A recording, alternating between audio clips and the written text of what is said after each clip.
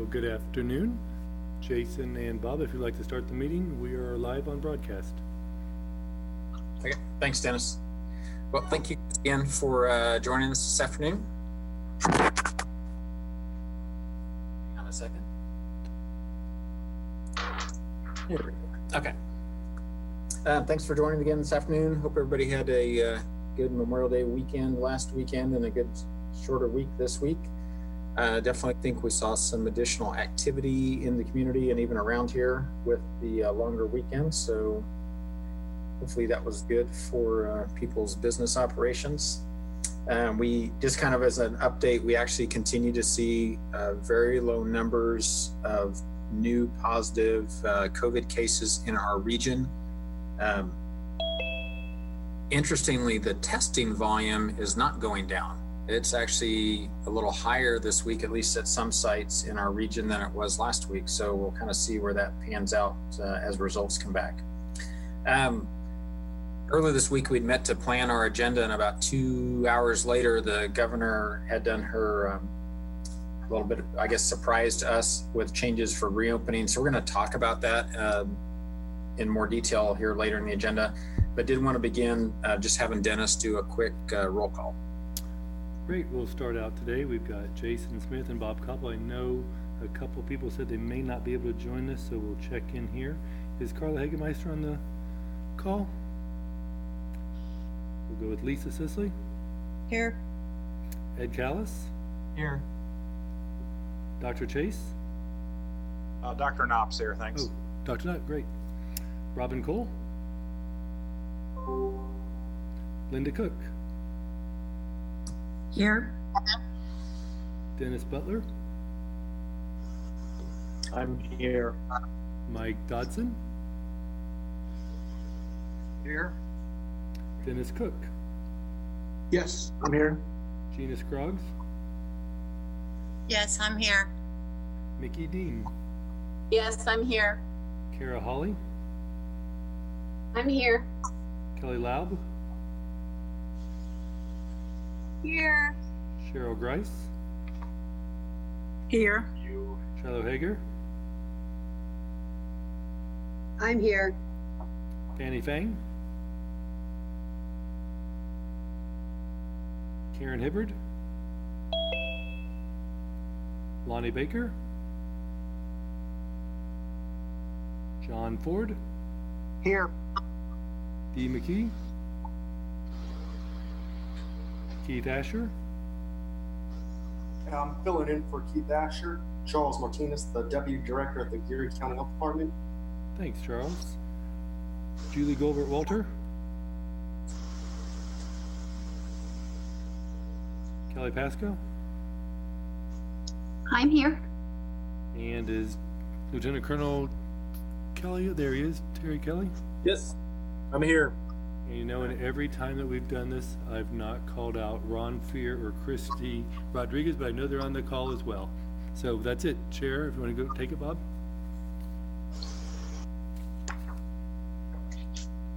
Let me go ahead, Bob.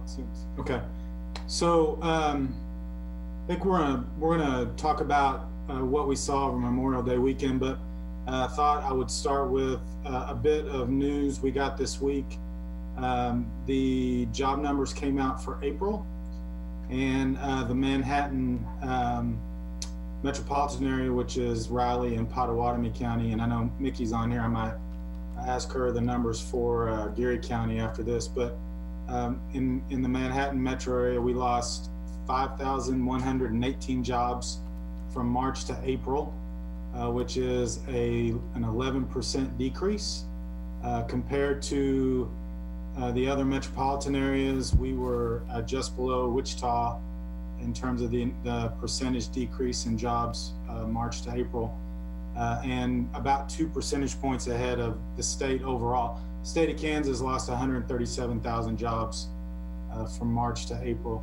Our unemployment rate is 8.4%, which of the metro areas and the state is the lowest, and I would assume, don't know this for a fact, I'm sure there's economists who can break this down better than I can, but I would assume that that's because a lot of the people who maybe lost their jobs, left town, whether they went to their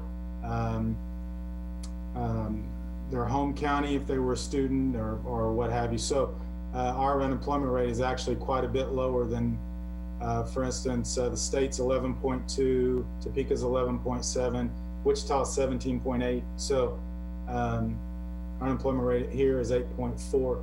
Mickey, I don't know if you have those numbers. I don't know if the county numbers came out, if you got yours yet or not. Yeah, yes, Jason, we do. We're at 10.9, but we are always higher than you are. Simply, there's some figuring in there that comes from the fort, which they've never been able to fully explain to us. So we're always a little bit higher. So we're at 10.9, which is about a 7% increase from where we were before this all hit. So yeah, we've definitely gone up.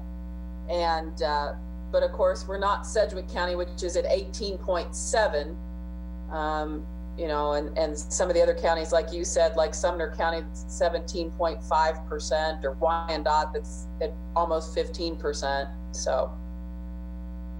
Yeah, it's tough times, definitely. And we're going to need to, as a community, have a collective strategy, as a region, have a collective strategy for recovery, because obviously we need people back to work. I will. Go ahead. I was going to say, I will add though, just because it's good news, and in today's day and age, I think we all like to hear it. We do have 3 companies that are currently hiring.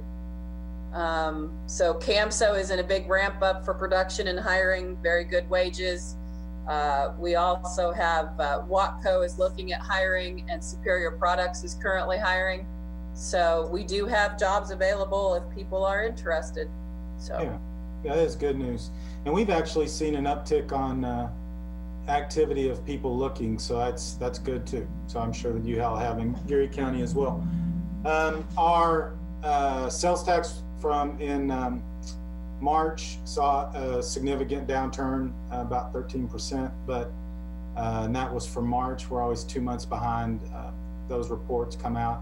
So we'll see how that goes in April as well. And that's down 13% March 19 to 20.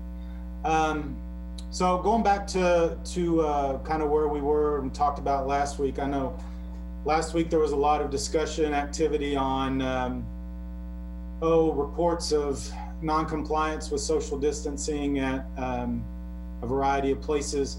I didn't see as much of that. Now maybe I was out of the loop, but at least it didn't appear that there was a lot of social media reports in regards to that. I don't know if anybody saw any different.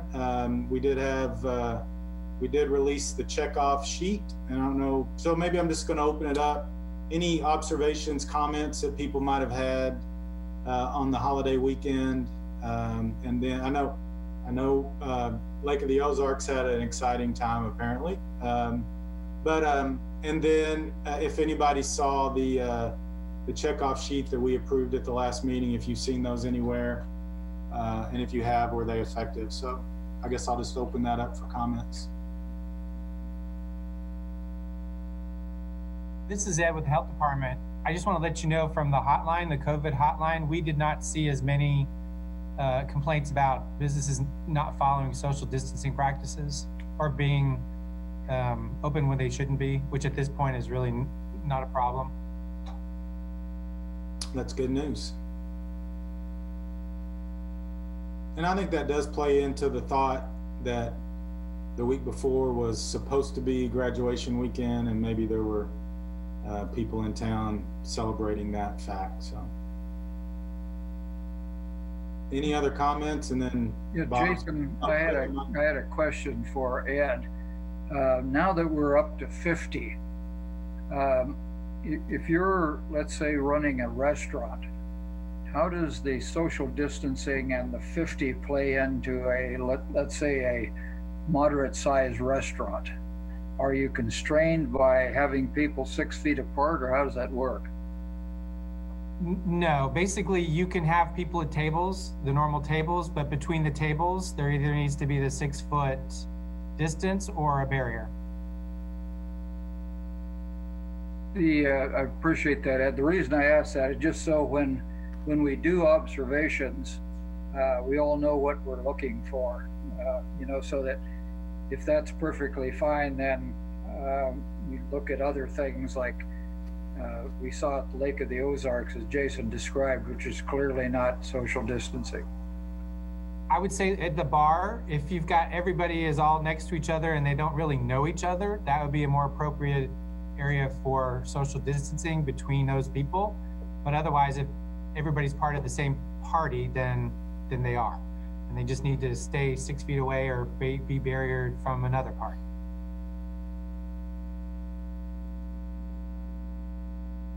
Ed, I have a follow-up question to that. So you said it's either 6 feet of distance between tables or barriers, correct, at restaurants? Yeah. Mm-hmm. So that is required by the Riley County Health Department, or is that a recommendation? At this point, I believe it's still required. The 6 foot social distancing is required. And then the option to make that happen is using a barrier. Okay, thank you for the clarification. Sure.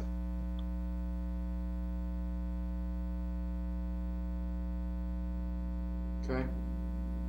I did want to say on the Lake of the Ozarks, we did the KDHE did put out a travel advisory for that area. So those folks that went to that party and came back to Manhattan or Riley County are expected to do self-quarantine for 14 days. Yeah, hopefully they will. Lieutenant Colonel Kelly, do you have comments related to what's happened this weekend or going forward? Hey, a little of both. Okay, go ahead. Yeah, so as far as this weekend, first of all, and these are more general comments than maybe specifically focused on the economic picture, but we did have our virtual Memorial Day ceremony here on Fort Riley this weekend that Senator Moran was at, and we were really happy to see a lot of the community was able to tune into that on Facebook Live.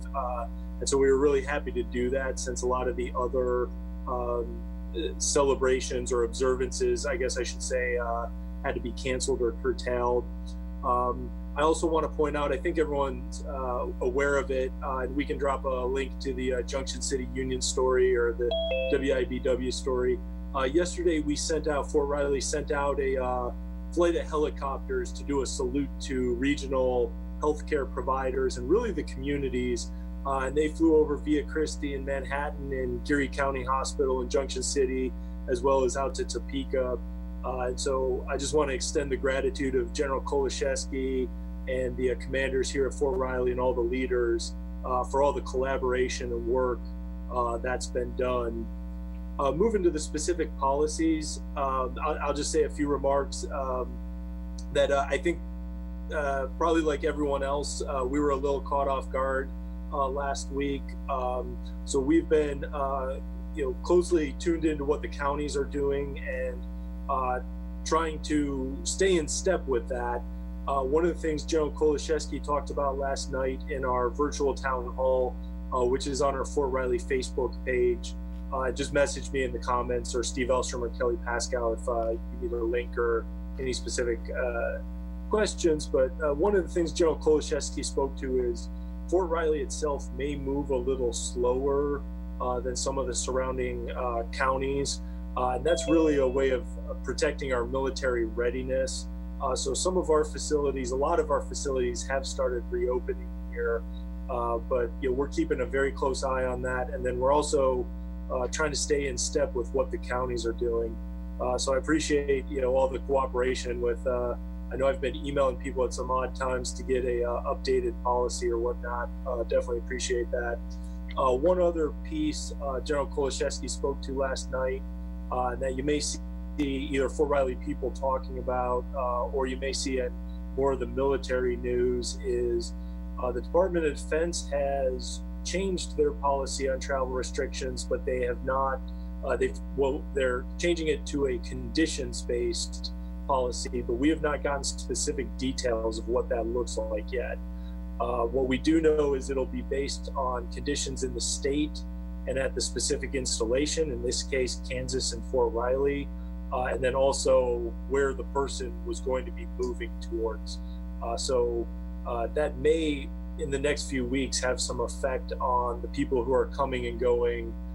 Summer's a big turnover period for Fort Riley. Right now, everything is exception to policy that has to be approved at a very high level. We may start seeing some changes in the next couple of weeks, but right now we don't know yet what that looks like. So I just wanted to let everyone know just a few of those notes.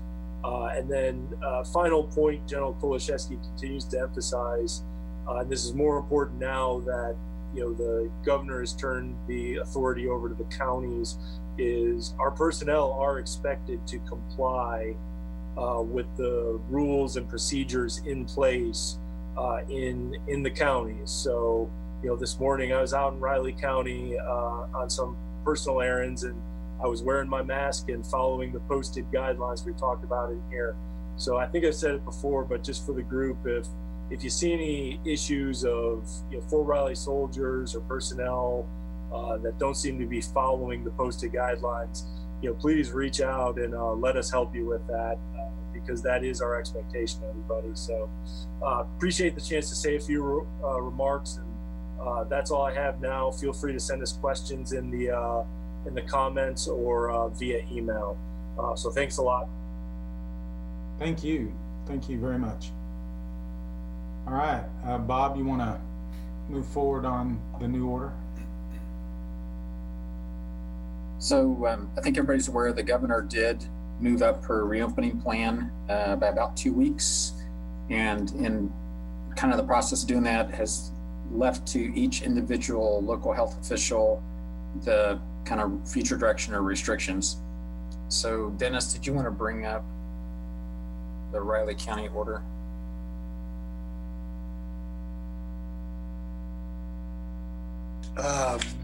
About the restrictions? Oh, I'm sorry, wrong Dennis. Okay, great. Thanks. We're going to get to your question. Actually, we'll come back to you, Dennis Cook. Dennis Marshall, did you get that summary sheet from the County Health Department on the screen?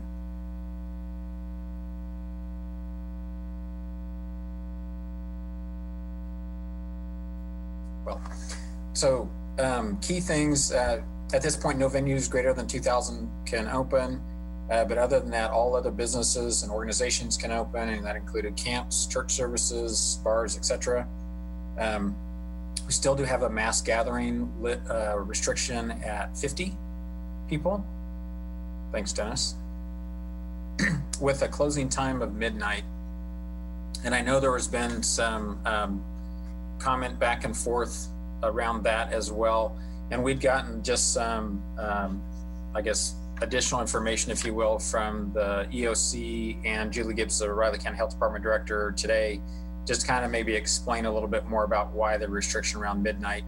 And a piece of that is that this is part of that. There is still work around doing a phased reopening and trying to balance both public safety and also the safety of first responders, and also, economic vitality of organizations as well.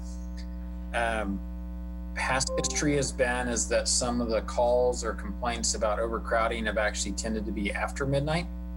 So the thought was kind of this first step to just work up into the midnight hour, and then all that would maybe then reduce potential exposures for first responders or anybody else who is trying to address that. With Potawatomi and Geary counties, they've also their orders. Both have that same limitation for the 50 people in mass gatherings, so that's consistent across the counties. Potawatomi does still also restrict the venues of over 2,000. That's, I would say, is fairly consistent. The difference with Pot counties is it actually does specifically call out both indoor and outdoor activities. And Riley counties is really about the opening of large entertainment venues of 2,000 or more. So it's a little bit of perhaps some semantics there, but some differences.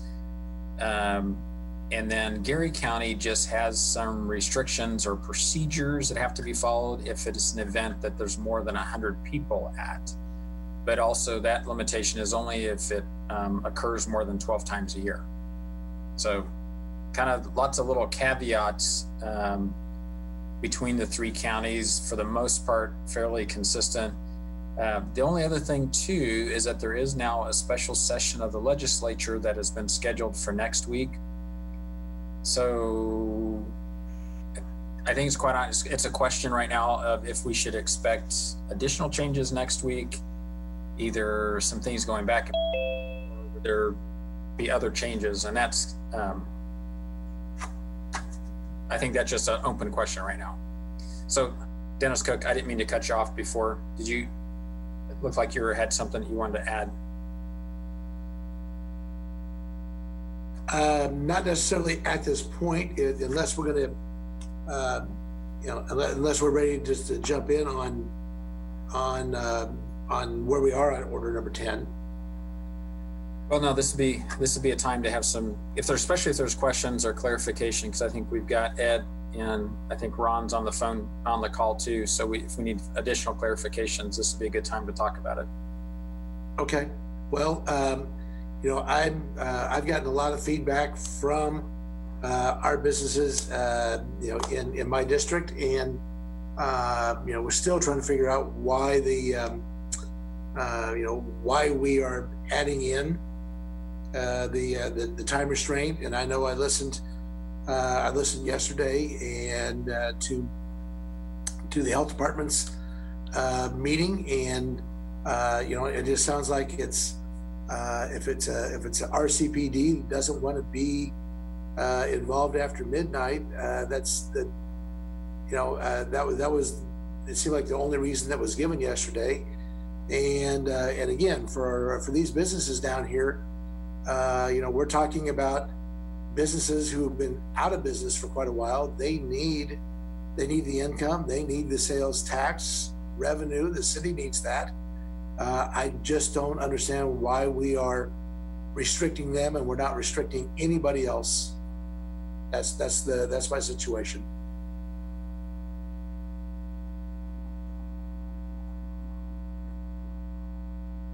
Can I respond Dennis. to that? Yeah, I'll preface my response to Dennis with, I think I've made this clear previously, just how supportive I am of our business community and what they're going through, and doing our best to support a return to what they were doing before. My personal experience, I can't speak for anyone else, is there's still an emphasis with our local order on social distancing. I don't think anybody disputes that. But my experience in policing is, as the alcohol consumption rises, inhibitions lessen. And I've been down to Aggieville more than once since I've been here, and it's not a criticism of Aggieville per se or any specific business, but I think the judgment that people will use in trying to socially distance will not be as strong and sharp as they continue to consume alcohol late into the early morning. So as hard as it is for me to say I do support the midnight closing, it's for those reasons. And it's not ideal, obviously, for those businesses down there, but it really comes down to that issue for the Riley County Police Department. We spoke about the closing at midnight for the bars also here in Geary County, and we came to the conclusion that we don't have an area like you guys have in Manhattan, like Aggieville. Most of our bars, they shut down early anyways, so we don't have the same kind of problems that you guys do, but we did understand your guys' reasoning. And we agree with it if we had that situation. And I don't want, if anything I said, I don't want it to be misconstrued. I don't want it to be considered a problem for the RCPD. That's not my point. I'm just trying to be realistic about human behavior and my experience with it over the years in situations and scenarios like this. And I know Dennis and I, we used to talk a lot more than we do now because we can't get together anymore, but I hope he believes what I'm saying in terms of support of all the business community and what's going on down there. And it's not an easy position for me to take, but I do think with social distancing being the issue, it is the right one for now.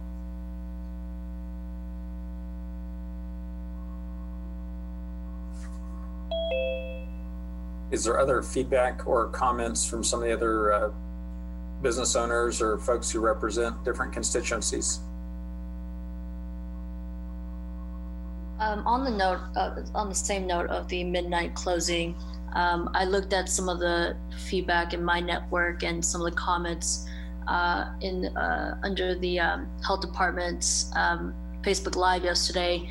I think if it's possible, if everyone's asking where's the data, where's the numbers, so I wonder if RCPD could provide some numbers, just so there's more transparent communication in this, because it just seems like whenever we have another specific closing time, the response is, why is this here? What's the difference between 12 and 2?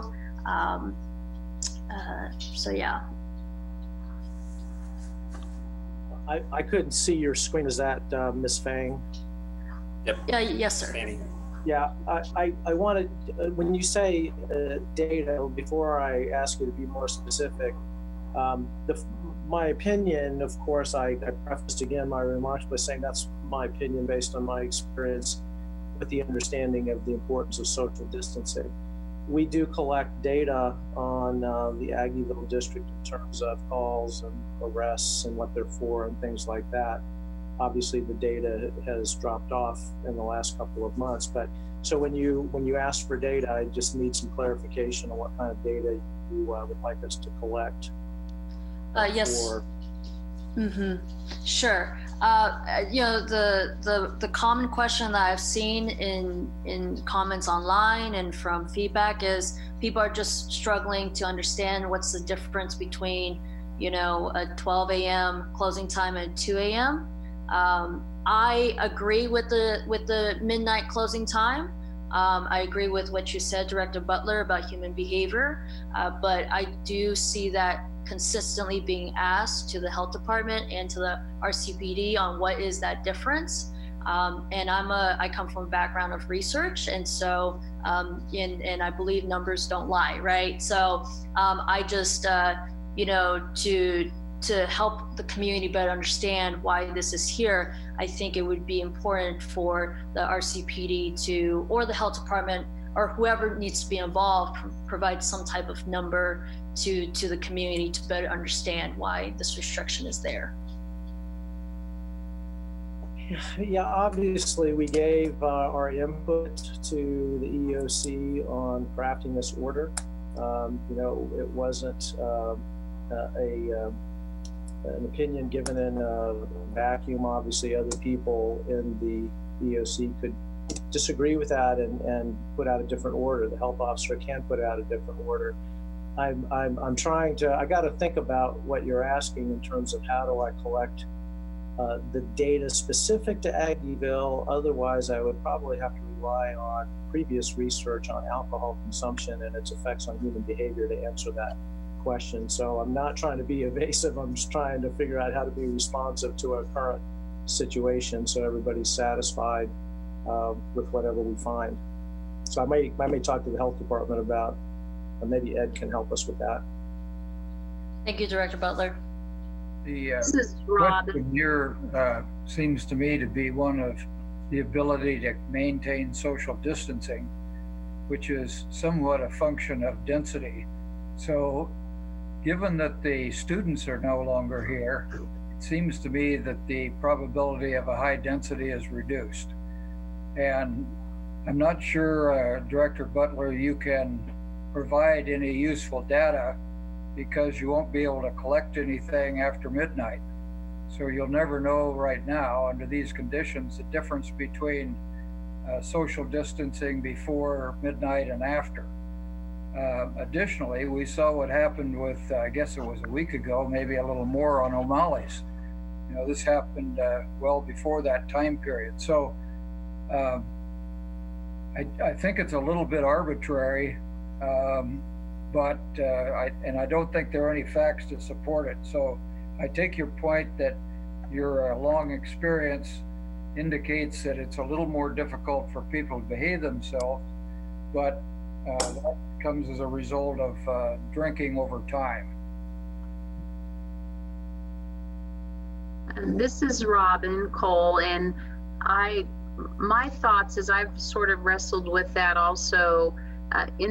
In my role on the Public Health Advisory Council, we've over time looked at different issues related to alcohol consumption and the impact that had on public health. And I know that we've looked at data about arrests or those kinds of incidences, but as Mike has indicated, having data that evaluates social distancing, I don't know that we've ever looked at that kind of data before, or that there's any kind of a baseline of data to consider.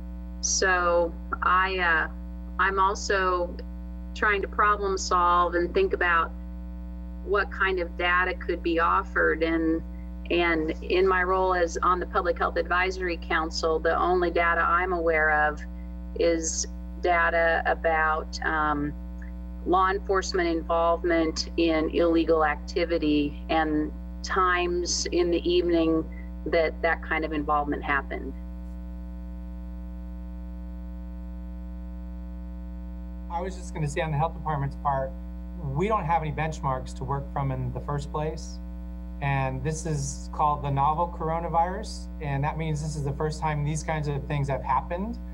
And even though we don't have specific data to warrant or justify to some folks in the community why 2 hours difference over time is going to make a difference, we can justify and explain that the longer you stay there or are open, the more likely you are to have an exposure. So maybe the 2 hours is arbitrary, but at least it started at 10 o'clock as opposed to 8 or some other time frame. The other thing is we have to also go on human nature. The whole concept of social distancing changes over time and will change between 10 and 12, depending on how much whoever's there has stayed, how long they've been there, and how much they've had to drink. We all know if we've been around anybody who's had alcohol before, the tendency is not to move away from each other, it's to get closer. So whether there's actual data or not to support this specific instance, there is enough knowledge of human nature and the things that we have observed over the lifetimes of the people that have worked here, work at the EOC, work in other restaurants who do agree with that, or other organizations that have no problem with that, to see how it plays out over the next week and a half and see what the next level is going to be. It could be completely, we're done, we don't have any more restrictions, or it could be, we saw a little bit of a spike and we might keep it or we might not. So I don't think it's arbitrary. It may not be understandable to everybody, but it isn't arbitrary. We're extending times a little bit at a time because we know the longer we do that, there's more exposure, and we're seeing what kind of increases that creates, if any. And we don't know because we don't have baseline data. And we can start now to look at those things. So if we want to do it again in the fall, if this comes back, we can explain better and have data for that to happen. But that is not the plan as far as I know, because we're right in the middle of all of this, and it's not the best time to try to collect data when we don't know what we're trying to evaluate. Hey, Ed, when you said spike, I'm unsure based upon the amount of testing we're able to do, and even if we had testing, how would you tell where the exposure happened? Mostly it'll wind up being through the investigation of whatever the cases are. We've had a number of clusters that we can identify over time since the beginning of this. And I'm guessing if we saw a cluster, let's say from the Lake of the Ozarks, we'd probably be able to identify that. Or we saw it at a nursing home, or we saw it in any place that's a common source, we would be able to do that. And if we put on our questionnaire, have you been into any particular business or type of business over the last 2 weeks, we would be able to monitor it that way also. That would be part of our disease investigation process. Hey, Gina, did you have something you want to add?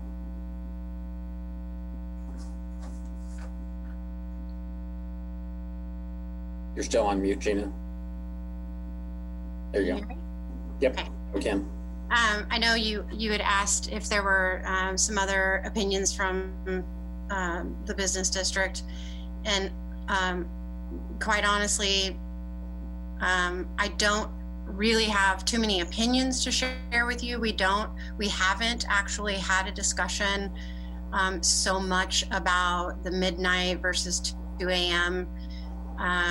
Time frame, and I think that that's probably because we're just maybe a little bit different. I think that most restaurant owners would say, yeah, we would like to not have a restriction, but given the circumstances right now, the fact that these time frames have been fairly short and that we're sort of moving along at a nice pace and we're trying things out, but we're moving pretty quickly. For the time being, I would have to say, without any kind of real data, we sort of just need to kind of trust the process, I guess, for lack of a better word, relating back to what Ed was saying, that it is not arbitrary. But that being said, we're kind of in a different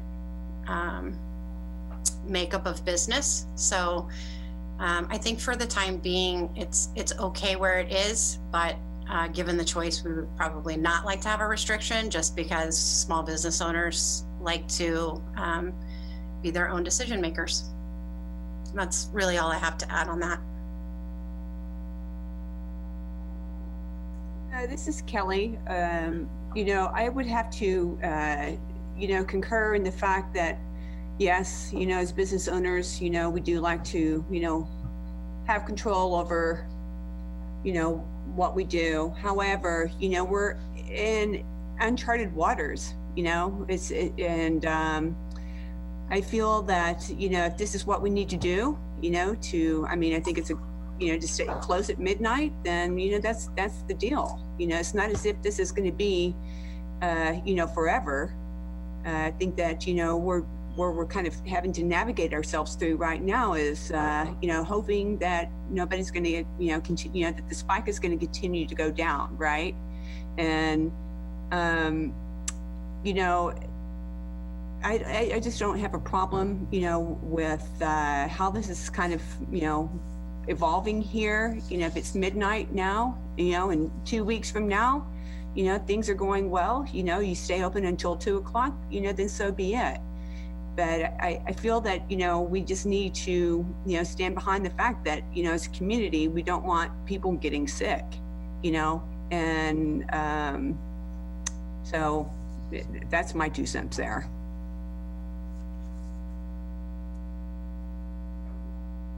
Ryan? Yeah, I was just say, if I could, Bob, just to weigh in briefly from the medical community's standpoint. I mean, first of all, let me just say kudos to the entire business community, because needless to say, we've all been amazed and impressed by the work you guys have done and the best practices you've employed. Not surprising to us, because we know you all as friends and fellow community members. So great job on that. If you ask me in terms of how do we see the general public response and some of our best practices, going forward, kind of a mixed bag, right? Sort of lukewarm on how well people are following at times social distancing and mask wearing and hand hygiene just in the general public at large. And what I just want to sound is that word of caution that I think everyone is alluding to here, which is we are still, yes, in uncharted territory. The virus will not disappear. I mean, we are reaping the benefits of stay at home, but then also perhaps a little summertime effect, the great work we've done in our community. And a lot of times I ask people, what is it you most want to do over the rest of the year, in the fall and the winter? Is that to have your kids go back to school? Is that to be with your family at the holidays? Is that to go to a K-State football game?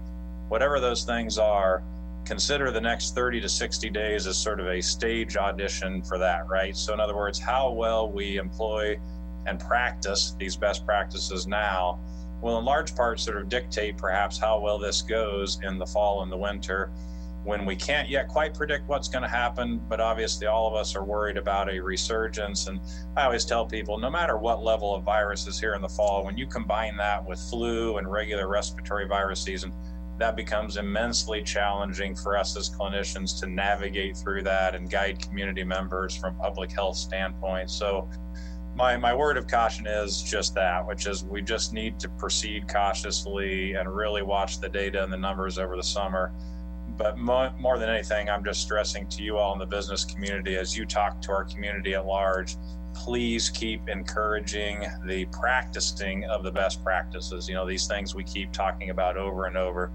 I'm afraid that we're going to get lulled into a little sense of complacency this summer. And if those drift by the wayside, we're going to be ill prepared or less well prepared for what'll come perhaps in the fall and winter there. But anyways, that being said, also, while I had a chance to actually be on this call today in between patient visits, to just say kudos to the work you guys have all done.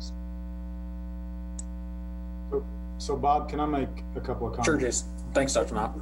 I'm going to take off my co-chair hat for just a minute and put on my chamber hat. First of all, I want to say, and I think our leadership would say that the Raleigh County, well, actually all three counties, the health departments, the EOC, have done an outstanding job under circumstances that are unprecedented. This is one of those situations through this debate that I have not heard anything in this debate that I necessarily disagree with. I think everything that has been said is accurate, and I think that any decision made was done with the best intent for the health of Raleigh County citizens. I think we just have to be very careful, and I think why this is a little concerning to me is that it was an additional restriction that was put in place. It was done by a group that has been ceded an enormous amount of power to use on behalf of our public health, but it was a decision not debated publicly, not discussed, there was no input. It was just arbitrarily put on, and I think we just have to be really careful. There's a saying, with great power comes great responsibility. The arbitrary placement of restrictions on business is going to always be a very big concern to the Manhattan Chamber of Commerce, because there's a lot of different avenues this could go down. I have a tremendous amount of respect for our police director. I bet he could come up with a sheet of recommendations that would make Manhattan safer. That doesn't necessarily mean that the citizens of Manhattan and or their elected officials would think that that's a good idea. Same thing with our medical community. I'm sure the medical community could come up with a list of suggestions that would make us all healthier and safer. That doesn't necessarily mean that our citizens and our elected officials would choose to go down that route.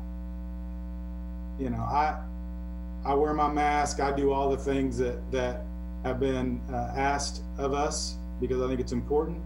I think this maybe was a situation where potentially that it could have been listed as a recommendation, not a requirement or a restriction. But again, I don't want to imply that I don't think it wasn't done with the best of intentions to keep us all safe. I'm just concerned about any group that's given authority to make decisions in private and how that comes out and what that might mean to our businesses and actually our citizens overall. And I appreciate Fanny's question and think that it would be important to, going forward, that if we're going to have these kind of decisions, that it be made with results of some kind of data collection, not speculation on what we think might happen if we don't do this. So again, I'm not being hugely critical of anybody. I just want to express that on behalf of our business organization, we're going to always be concerned and question what seems to be an arbitrary rule based on speculation of what might happen if it doesn't pass. So anyway, thank you.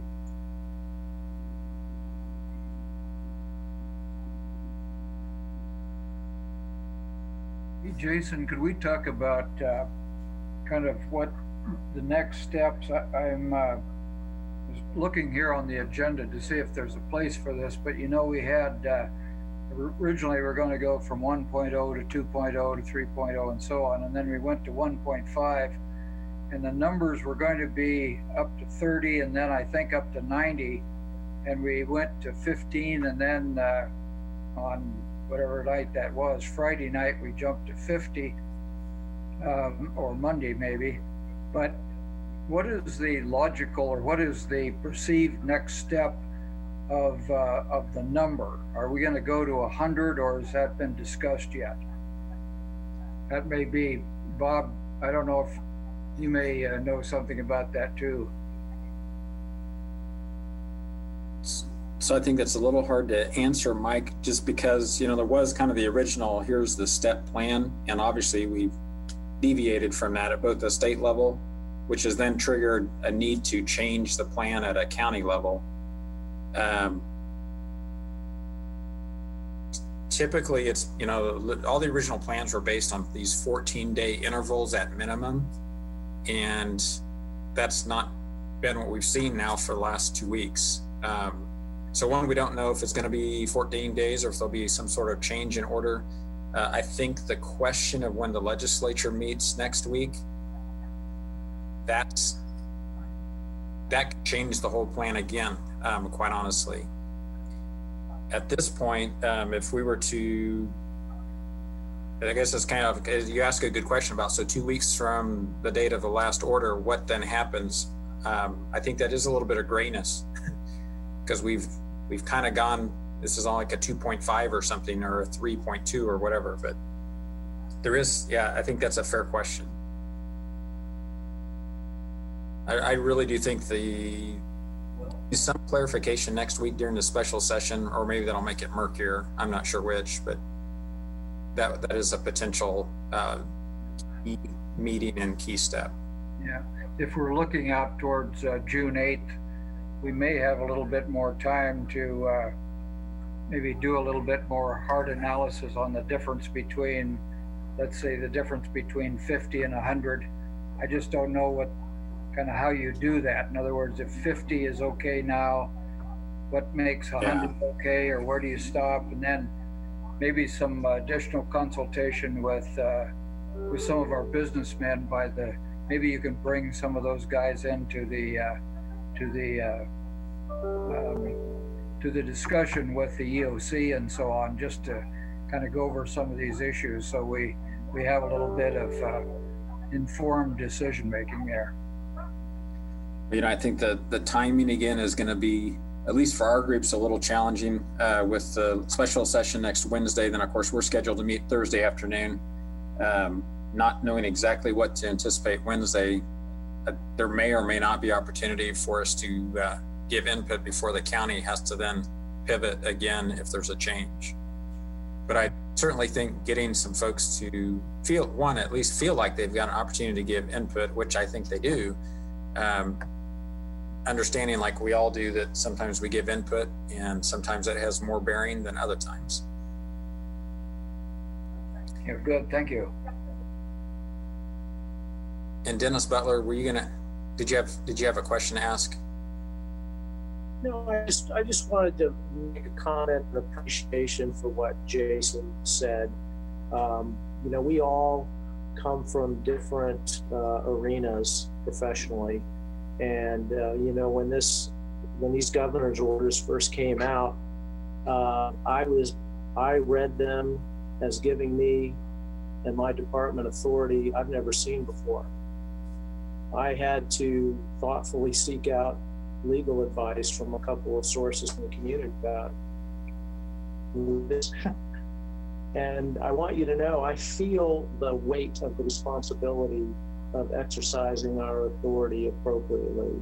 And all one has to do is turn on the evening news or social media and see how badly the outcome can be when that's abused. I never take lightly the exercise of our authority. And I'm not just saying that as a cliche. I won't know in 10 days or a month or 3 months if the decisions and the recommendations we've made are correct or not, or if we'll ever know if they worked or not. Just won't know. That's part of the frustration. And just getting back to Fanny's original request, I appreciate that so much because it's such a legitimate question to ask. And I wish I had a specific formula or answer to address that, but I just don't. But every day that we deal with this is a day that I'm reevaluating what we do and what we don't do out of respect for our citizens, and the fact that they've been asked not to do things that have been lawful their entire lives, and then us being put into that situation. So I just wanted to make sure that I shared that with all of you, and hope that you appreciate the seriousness with which I take our role in exercising whatever we're asked to do in terms of authority. Hey, Ron. Appreciate Dennis's comments. It is definitely new and uncharted territories in a lot of ways. Relative to Mike Dodson's comments, with the governor indicated that, you know, her ad astra plan is still a recommended guideline to follow. And basically on June 8th, phase 3 was to take effect, and that was to have suggested that no more than 45 is recommended in a group. So we're already higher than that from that standpoint. And then the phase out was scheduled for June 22nd with no restrictions. So it'll be interesting to see if there's any amendments to the ad astra plan, still recommended as guidelines for county health officers to follow.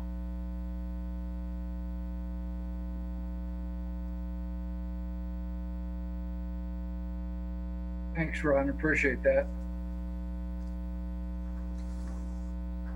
Well, this actually is kind of a good segue to the next thing we want to talk about was, so there's some questions, we had some discussion on our meeting last week about kind of, so what are we learning from all of this and how would we apply this going forward? And I think one, in an optimistic scenario, how do we apply this going forward, which is kind of what Ron just talked about. So what does the phase out look like potentially in a few weeks here? But then also, I think look at maybe the conservative approach to that too. So what if we do see a bump in positives in the community, and kind of, we want to have some conversation about, like, if we were to give, well, we are going to give feedback to the EOC actually, but so what do we think is of importance, of significance? What worries you as a business owner or kind of spokesman for your constituency? You know, at what point, on the one hand, again, on the optimistic side, if we don't see new cases, what's the comfort level with moving forward? How does that play out for other groups, schools, et cetera? And then on the flip side, if we do see a bump, well, one, what's a bump? And what would you want us to be kind of have them take into consideration this time if we were to have to step back a little bit?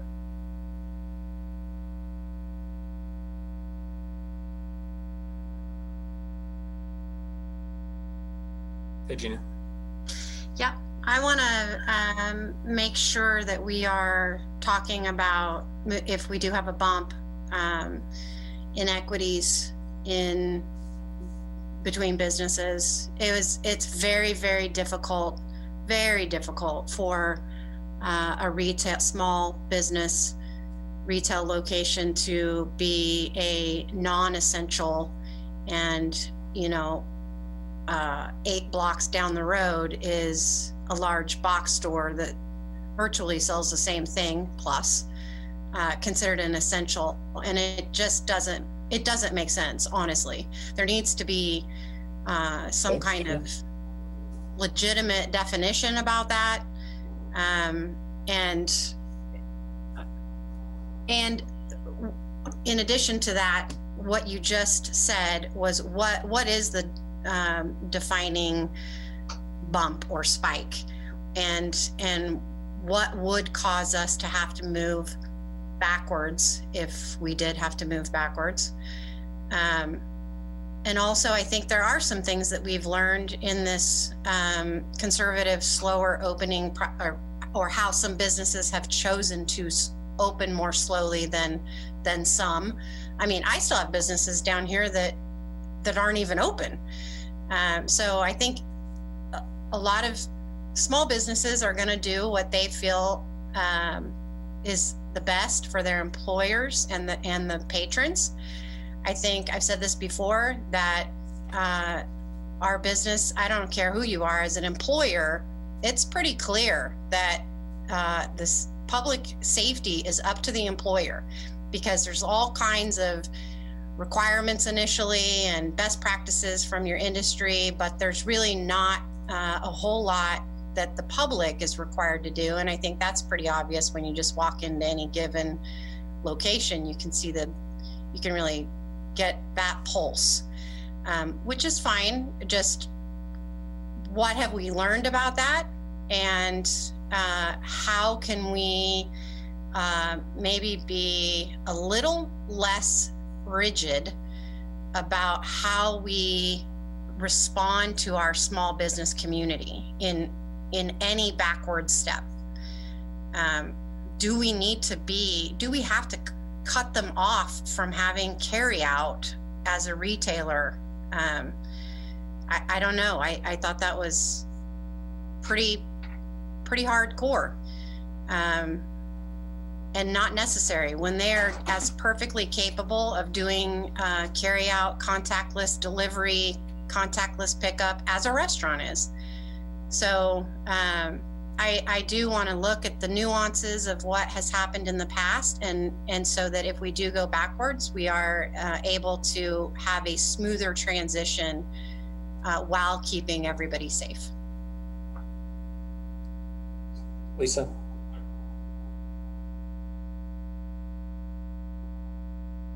Well said, Gina. That's, it may be that there are some inequities that we can't figure out, but I hope that from what we have learned, what we've gone through, that we can figure those out, and that we can make sure that the most vulnerable businesses, which are our small ones, have some kind of a toehold and some kind of a way to keep going. I'm fortunate, my small business is a service business, and we could keep doing what we do, and we have, outside of our office location. We're going to move back in next week. And, we've got all kinds of policies in place, and we're stockpiling hand sanitizer and disinfectant for everybody's workstations. But we are constantly working with the idea in the back of our minds that we may have to, bug out again, just like we did on March 16th. And so, I don't know, maybe this time businesses will have more warning, and we can figure out fairer ways to deal with businesses of all sizes. So well said, Gina. Thank you, Lisa.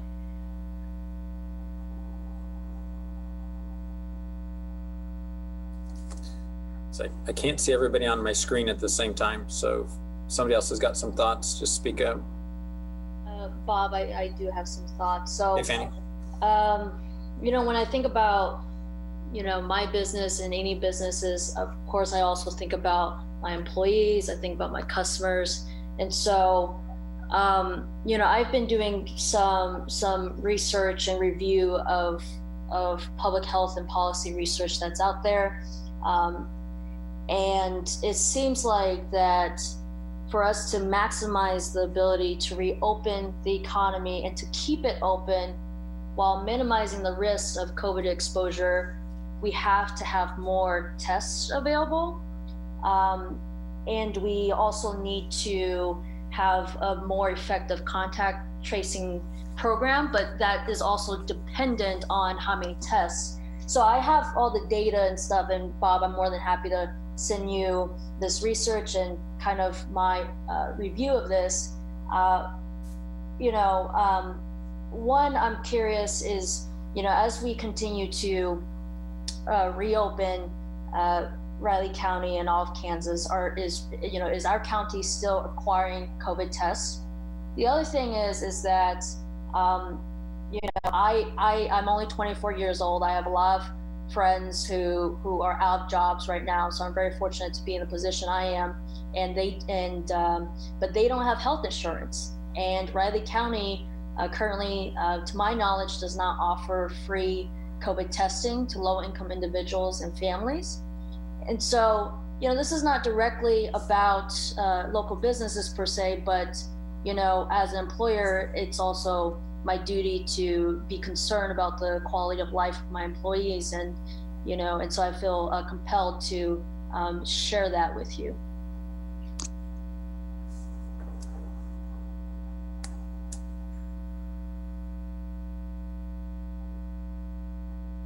I know this is off point, but I believe the Kanza in Manhattan offers the testing. They got a federal grant to cover people who aren't insured for the testing. I think the only caveat is you have to have an order to get the testing, but you could still, to your point, Charles, you can go to Kanza to get one of their providers could see you there to then write the order for the test. The testing is a problem though, not just in our state, but lots of places. Still the capacity is just not where it needs to be nationally. Linda? I've got a question kind of going in a bit of a different direction.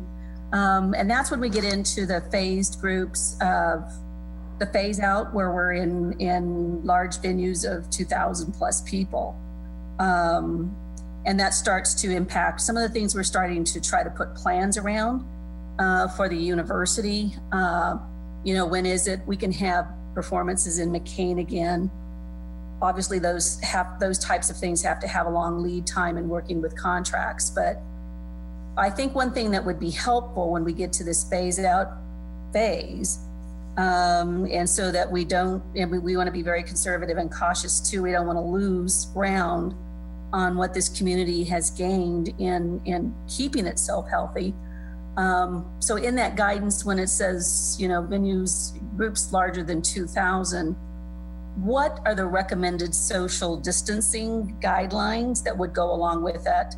Does it still, we will go probably the conservative route on those types of planning guidances for the university. But with that, venues of 2,000 plus, are we talking still the 6 foot distancing, screening people before they go into those events? And a lot of it would be electronic ticketing. Those are the types of things that we're looking at. But I think some guidance that would go along with it is, as things start to open up and people think things are a little more relaxed, how relaxed are we going to be with that social distancing? So for us, that's an area that's still in question. And when you go back and you look at what the White House put out, what the CDC put out, what the state has, that doesn't really quite get into that category yet, because I know it's probably a ways out there, but we're getting closer to it.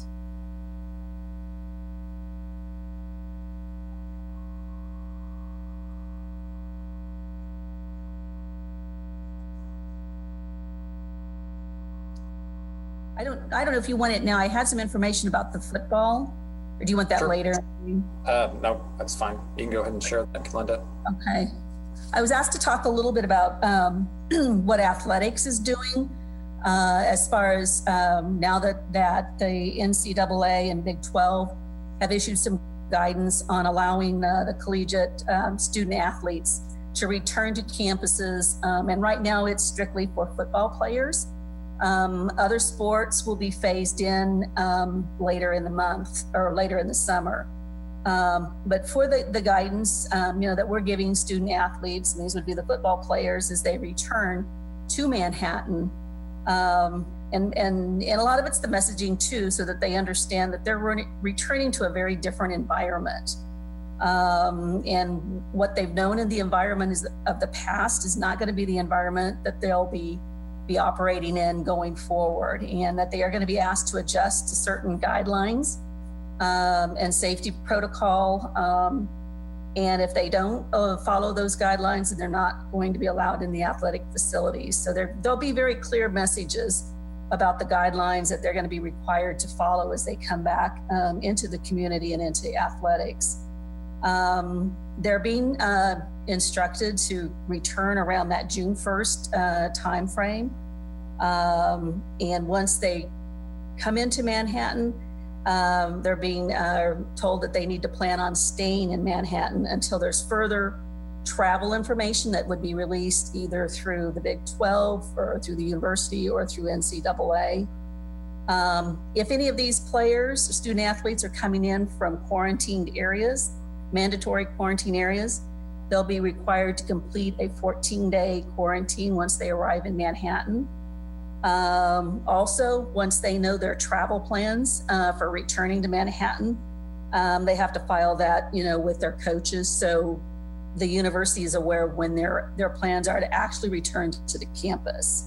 For COVID testing, all players will be required to be tested, and that's going to be arranged by the medical staff within athletics. The players will not be allowed to enter any of the facilities until they've had that testing done. For screening, ongoing screening, there will be daily screening that'll include symptom checks, temperature checks prior to their entering any of the athletics facilities. And they will be asked to wear masks while they're in the buildings and while they're in common spaces. And that was pretty much let me see if there was something else in this. As far as meals too, normally they would have their cafeteria, their dining area, but all the meals are going to be on a to-go style for the time being. And then this is also subject to change, but that's the current planning right now. But there's still guidance that's being developed through the NCAA and Big 12. But people were curious to know what sort of guidance we're giving student athletes, and this will carry on into the fall too, as the guidance that we're giving students as they return to Manhattan in fall. So that's sort of just a summary of what athletics will be telling athletes as they come back. Thanks, Linda.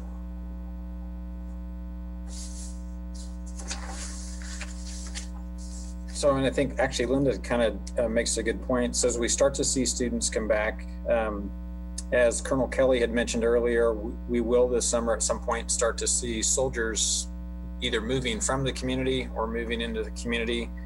We're just gonna have, I think we're all expecting to see summer travel, just normal travel, if you will. There has been, I guess, some conversation around, and we touched on this earlier, about kind of what's the red flags, what's the warning signs, what's the bump or the spike in cases, and then kind of what's that appropriate way to, I think, Gina and some of the others made some good suggestions on how we're going to do that. What's the best way to take a step back? We didn't know if there'd be interest in a small group kind of pulling off to the side and just working on that outside of the 25-person discussion here on Thursday afternoons, to try to kind of put a little bit more structure around what that might look like and kind of what makes sense from an operational standpoint, quite honestly, that we can actually make happen fairly easily and fairly quickly if that's a need to do that. So get some conversation. That's something we talked about within the leadership group of this group. Want to just get some feedback from our task force, if we think that's a good idea, and if so, who might be interested in working on that here over the next week or so.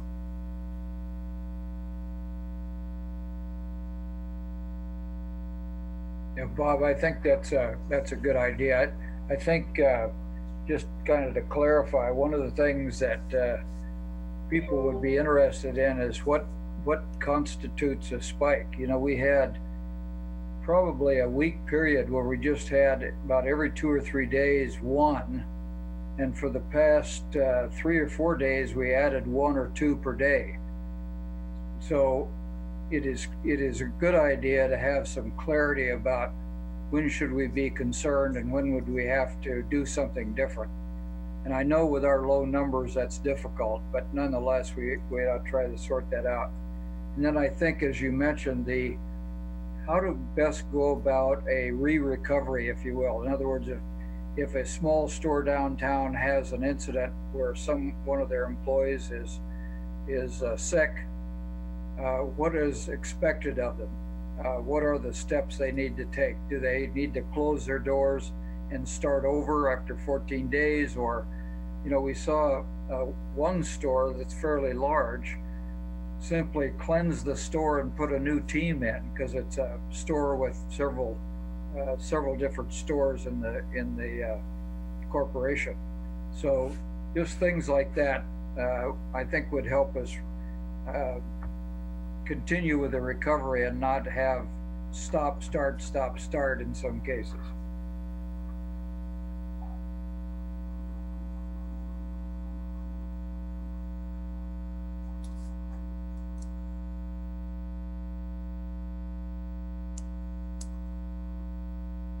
And I'd just say further, the folks that are probably best placed for that are folks that are either like Gina or Dennis, or people who are working with them, who's the small business owners, that, because we've got most of the box stores really are deemed essential, so they're in a kind of a different category. It doesn't mean they don't pay attention, but I think the real issue that we're going to have going forward is for our small business owners.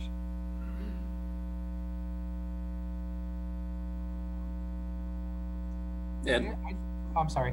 I just wanted to bring something up. I don't know that if everybody remembers all the way back to the beginning of this, but the whole concept of the stay-at-home order and essential and non-essential businesses did not come through the local authority. That came when the state order came. So one of the other things that we might want to consider is figuring out what they're planning on doing. Are they ever going to go back to a stay-at-home order? All these things that we bring up here that potentially would affect Julie's decisions or the EOC's decisions, you might want to also think about what's going to happen at the state level, because the definition they use for essential businesses or essential activities really wasn't directly followed. I mean, those were things that were infrastructure. Those were things that weren't retail stores. They weren't those other kinds of things. They were things like, sanitary sewer and trash service and those water. So maybe figuring out a way to have some kind of a connection at the legislature or to the governor's office might be another branch you could take, because if we do have a statewide order, it doesn't matter what the locals want as much, because it's going to be across the board. So it's just something to think about. And really, we didn't even know about a stay-at-home order, or didn't even really consider that until the governor gave one. So social distancing was going to be the tact that we took for the long haul, if that was going to work. And there are other forces out there besides just the local folks. So it is just something to think about. I think that's a good point, Ed. I think if you remember, one of the things that became essential very quick were things like grocery stores and gas stations and so on, and the others that you stated. And then part of the confusion came about when you went to a big box store like Walmart that had groceries. Then they also had other stuff. So in some localities, they had to put tape around the non-essential items. So I think you're right. I think as we go forward, sorting some of that out is probably important, particularly if we have kind of a relapse here. I agree, and being told you're non-essential definitely has some kind of effect on your psyche. Whether it's true or not, for this particular purpose, it's still going to have probably not a positive effect on you. So it is something to look at. I did want to tell you on as far as maybe some kind of threshold that the health department would use to decide, we need to start moving the other way again. I will see what I can find out about that, to see if there's, I work with Andrew Adams. He's basically our epidemiologist. I can see what they're thinking, but like you said, there aren't a lot of data available to tell us that. I mean, we still have the 3 criteria that the governor used or uses to decide whether they're going to restrict things more. But that really doesn't give a set point. And I know people like to have that number if they can, but at this point, I'm not sure if that's even on the horizon. But I will talk to Andrew and see what he might be able to tell me, so I can let you all know. Thanks, Ed. Mm-hmm.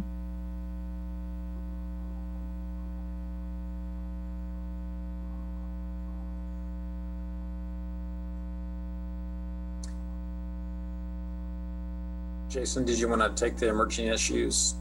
Or did you have a question? Gina, go ahead. I just wanted to say, since Ed was just talking, I have had the opportunity and really the good fortune to be able to get Ed on the phone and learn from him. He is such a great resource, and downtown is going to have him come and speak to smaller groups who are interested in learning about public health, because he is a wealth of knowledge. And I think the more education you can have about understanding how this kind of works, it gives you the whole picture. You think you know a lot of things, or at least I thought I knew a lot, or that I had learned a lot, and I have learned a lot. But Ed has really been able to fill in some pieces, and I think that he would be willing. I don't want to totally speak for you, Ed, but I think that any business or district that wants to, or club or service organization that wants to get some education, Ed is an awesome resource for that. And he's been amazing. So thank you, Ed, so much. Really, really appreciate you. You're welcome. I'm a little embarrassed. That was nice.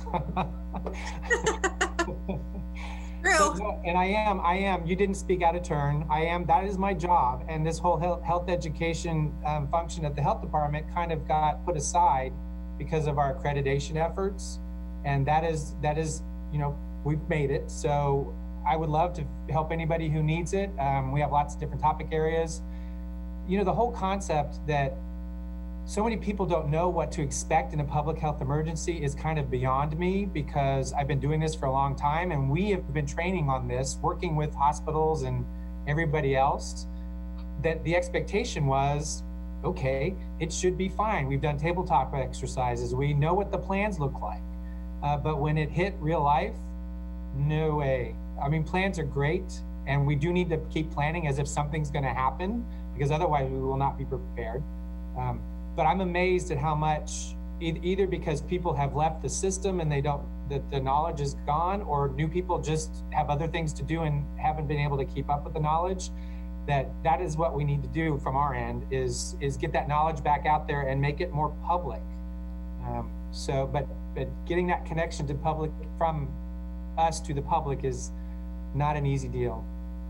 And if we have partners out there to do it with, at least with their own audiences, that will help spread it further and make it less scary the next time.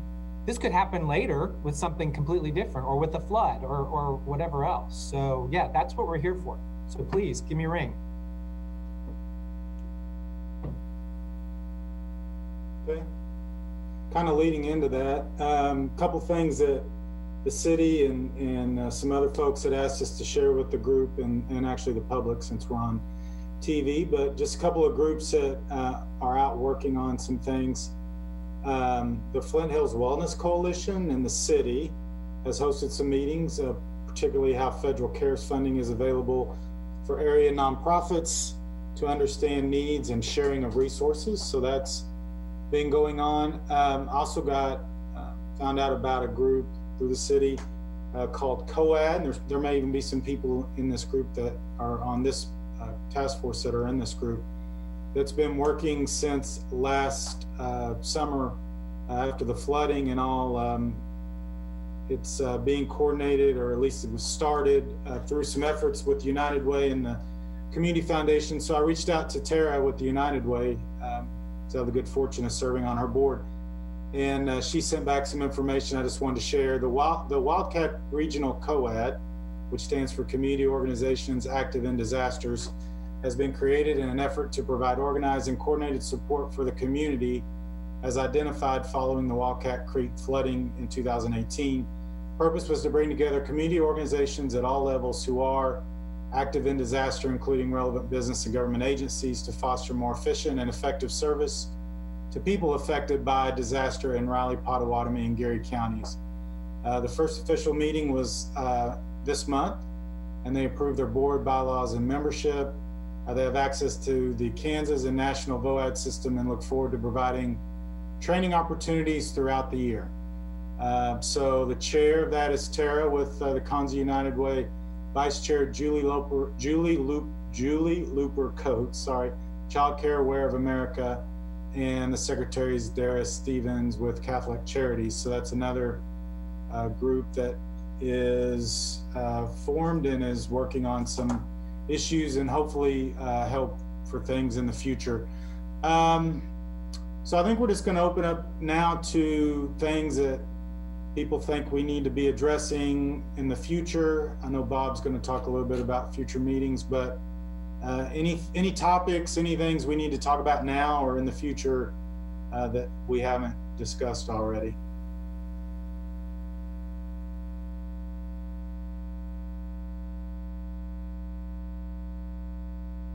Okay. Just as a go ahead, Mike. Yeah, do you know anything about what might be coming in the way of additional federal support to business? Is that something you're keeping your eye on right now?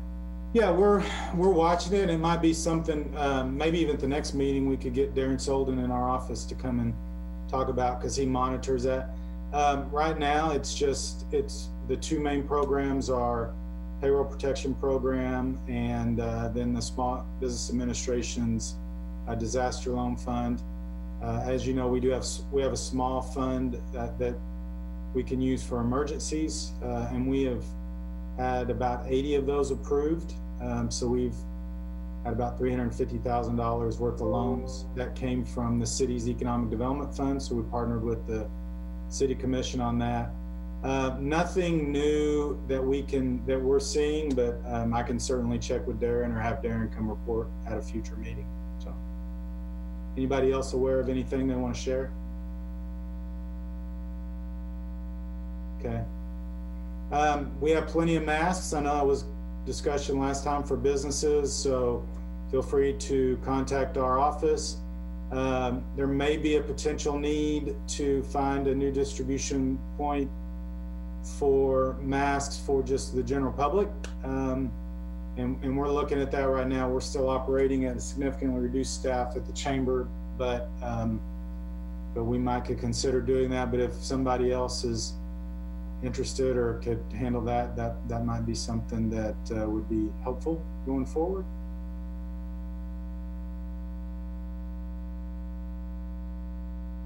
Okay, well, unless there's any other topics, then I'll just let Bob talk about the next meeting. Cheryl, did you have a question? Cheryl Grice?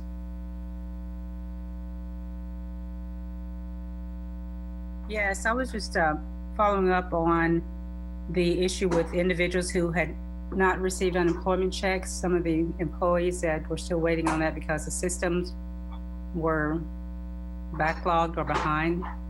And do any employers know if they have employees that are still in that situation?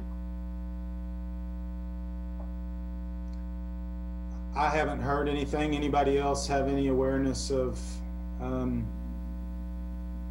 the unemployment situation? Carol, I can say that yes. We do have, I know of one in particular, former employee here has not gotten anything. Another whom has worked in 2 states between Kansas and Missouri has been, having quite a difficult time, spent quite a bit of time trying to get this all figured out. Just actually got notice today that they did get at least into the Kansas system. So we'll now start to be receiving some money. Hasn't gotten any, federal money or yet either, but so it's just, it's still a little bit of a struggle for some of those out there. Okay, yeah, that was my concern, because I know that was a big issue early on, and that's been, I know with things opening back up, that will ease some of the stress of that situation, but I didn't know if there was still a problem, people waiting on past due payments, or if there's something that a particular office maybe need to spend some time on to see if there's, to see how much longer we thought that might be before those individuals receive their benefits. That's a great point. The only thing I can say, Cheryl, is that it does take some persistence. They obviously have been inundated, but it does take quite a bit of persistence to keep following through. And, it seems that it'll eventually happen. But I think, with the one individual that I had mentioned, I think there was some, probably some kind of clerical error that happened, and it's just going to take a little bit longer for that individual to, to receive something. But yeah, I think with people that have worked in multiple states, they has just been a bit more time, time consuming. I know that this one individual has spent a number of hours on the phone, talking with people, responding to emails, sending out emails. So just take some persistence.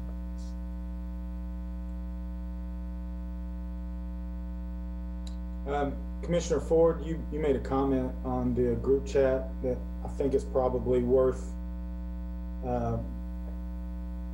saying to the public, because I think it's something I think we all agree with. So I'm assuming you're talking about the Raleigh County Health Department. Yes. I've been very, very impressed with each and every one of them and how they have kind of gone through this process and been focused. I've heard some horror stories from some other places around the state, how they deal with elected officials, and that just has not been the case here. And this is a perfect example of what we already know, and that is they are ranked as one of the best in the entire state. And this gives us the best possible example of why that's the case. And I appreciate each and every one of them and the work they're doing. Good comment. Okay, well, if there's not any other topics, I'm going to ask Bob to Sure. About our next meeting. So we had some discussion last week kind of about what's our future look like, and quite honestly, at this point, I think our future is we think we need to meet next Thursday because that'll be the day after the special legislative session, and I think that might then also help us chart our course here through June. So I think Dennis, if he hasn't already, is going to put something on everybody's calendar again for next Thursday. And then I think kind of depending on that, and if we think the 8th is the beginning of that potential final phase, then that might again change what we need to talk about or plan for. Or if we're thinking something else may then happen because of the legislative session, then we can again pivot and move in that direction. But so at this point, unless there's objection, we're going to plan to meet for sure next Thursday, and then kind of see what our meeting cadence would be after that. Because I don't know that I don't know if anybody thinks, it's not like we're done. It's the kind of what's the right cadence if we need to kind of keep things moving, and what support do businesses need. And then as an aside with that kind of that smaller group, that'll kind of be looking at how we might look at what our measurements or metrics might be that we need to be concerned about. And then also how do we kind of bring things, if we need to take a step back, how we will see about getting that scheduled. And if possible, we'll have our first conversation before next Thursday's meeting as well. So we can kind of look at what the path might be for that small subgroup too. So any other, kind of back to Jason's question, anything else that we need to address, either just concerns from other kinds of businesses or types of businesses, things that have bubbled up over the last week, things that we feel we need to get elevated back to the EOC or to any of our elected officials on any kind of topic related to the recovery?